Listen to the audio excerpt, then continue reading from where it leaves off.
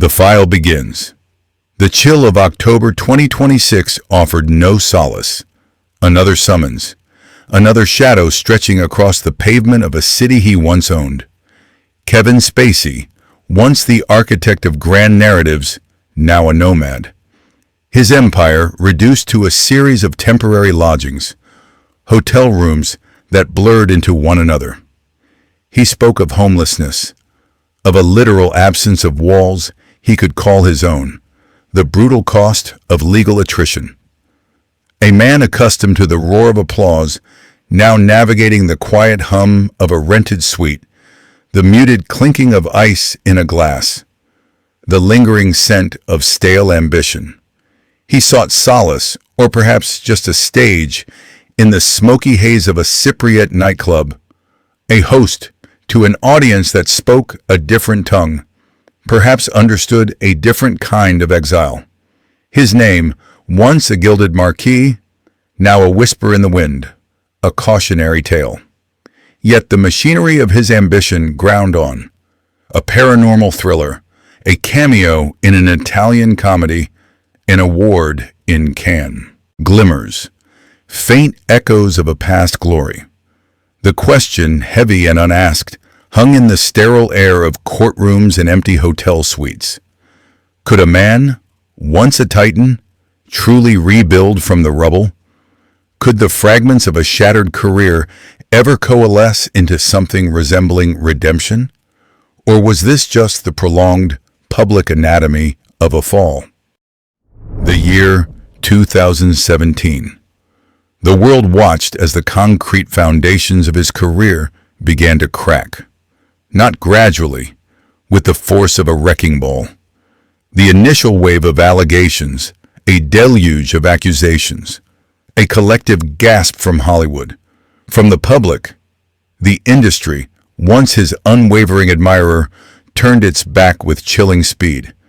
Contracts shredded, projects canceled.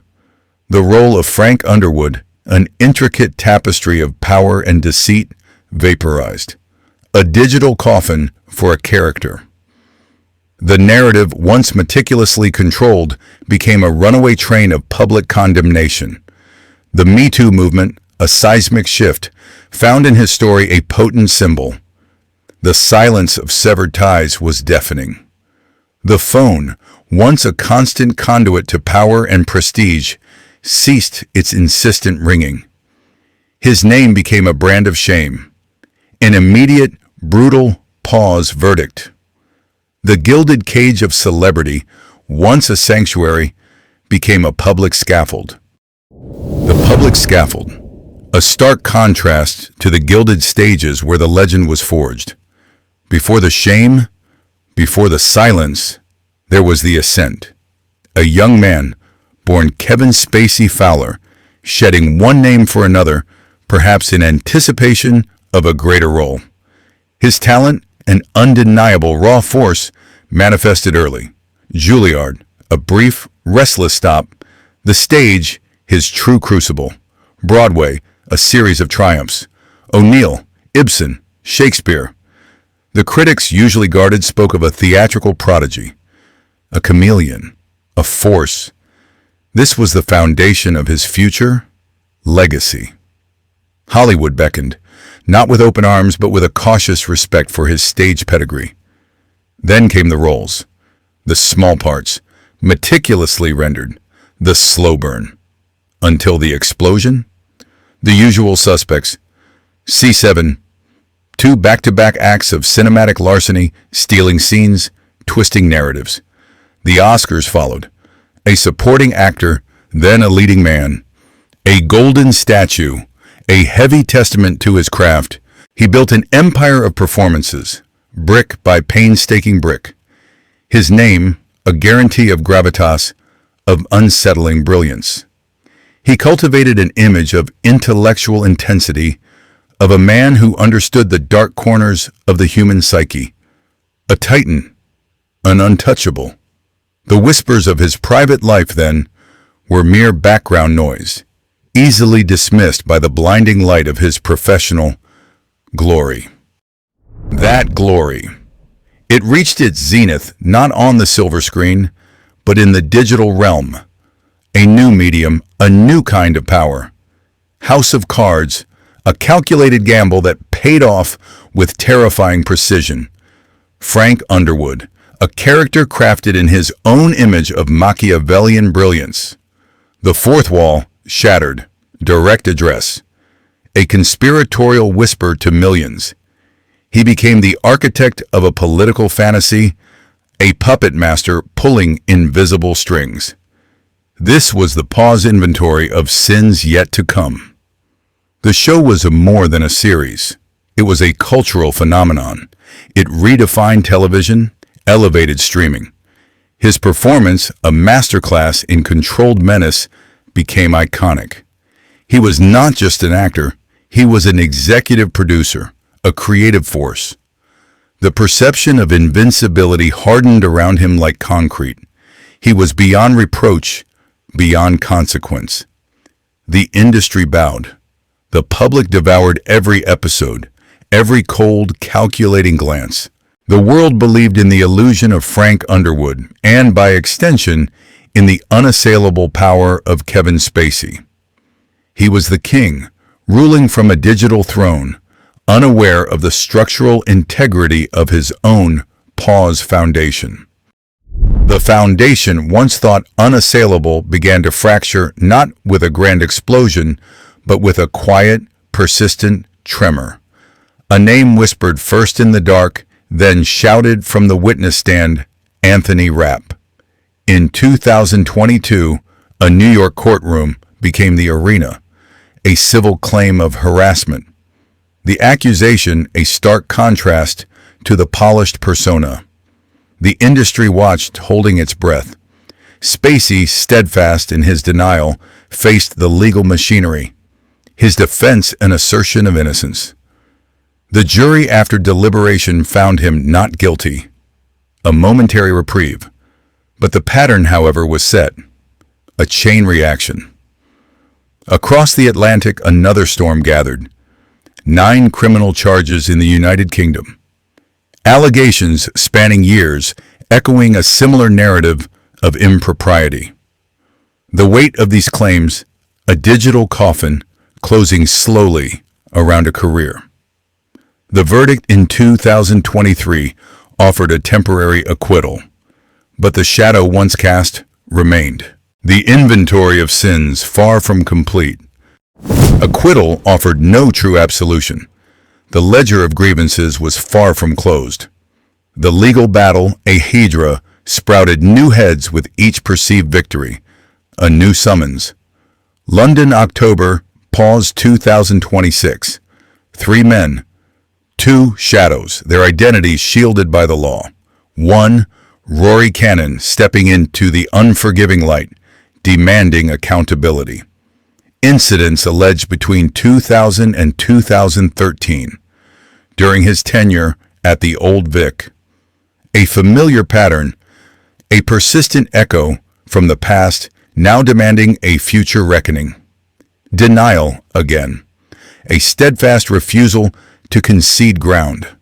The complexities of civil litigation, where the burden shifts, where testimonies are weighed against the ghost of a reputation.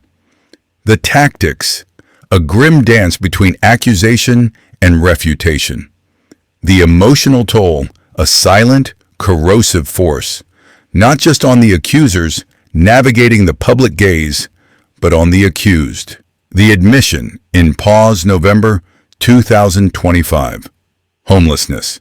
A man, once master of his domain, now adrift in hotels and rented rooms. The price of an empire's collapse.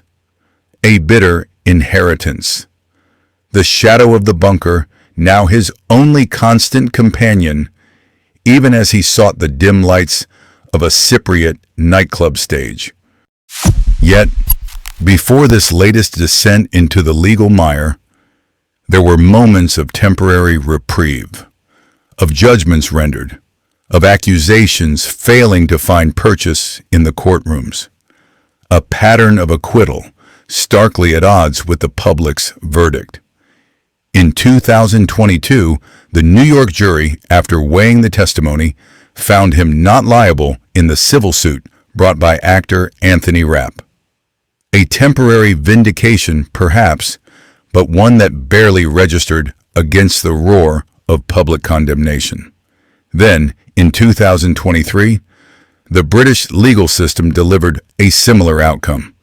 9 criminal charges, ranging from sexual assault to indecent assault, collapsed. The Crown's case, insufficient. A courtroom triumph, yet the shadow persisted. These verdicts, though legally absolute, failed to cleanse the slate.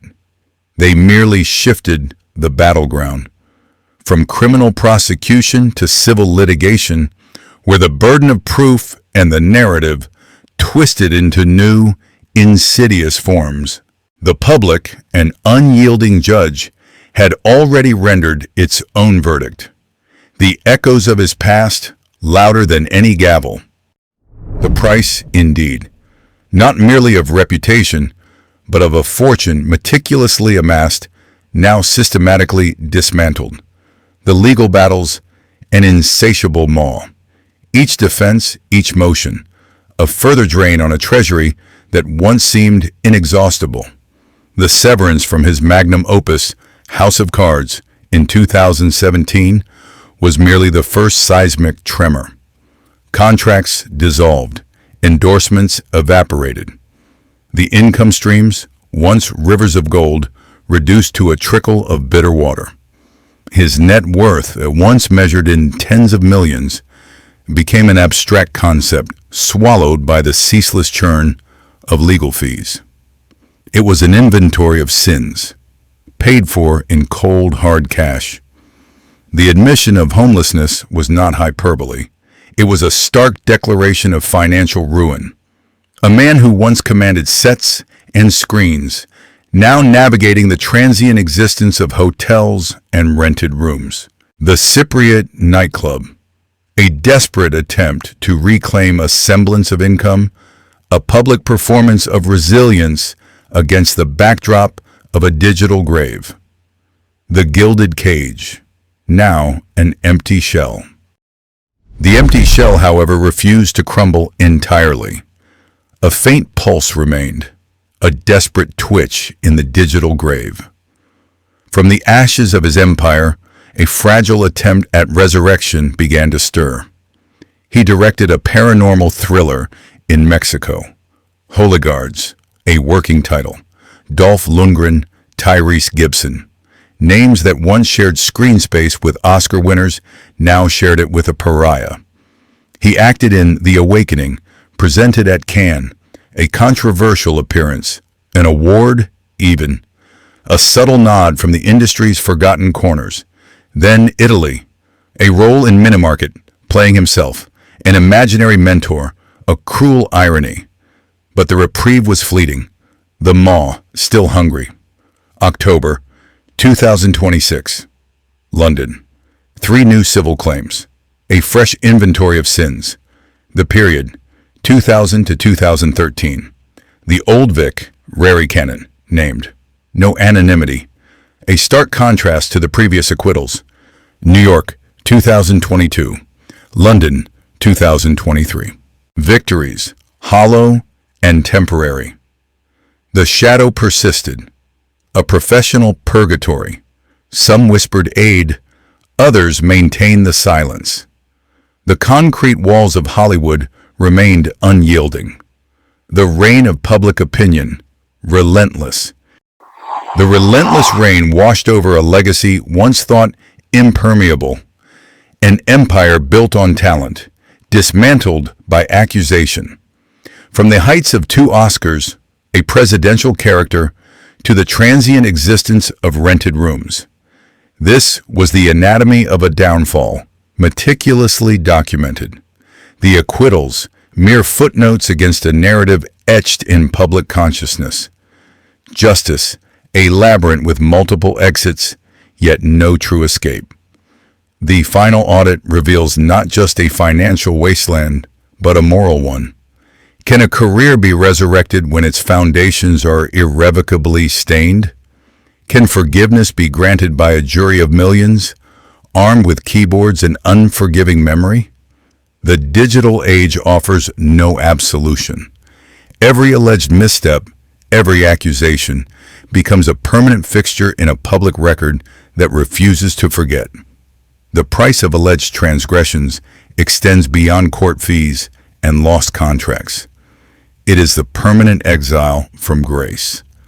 The quiet whisper of what could have been, the bitter testament, the empty throne,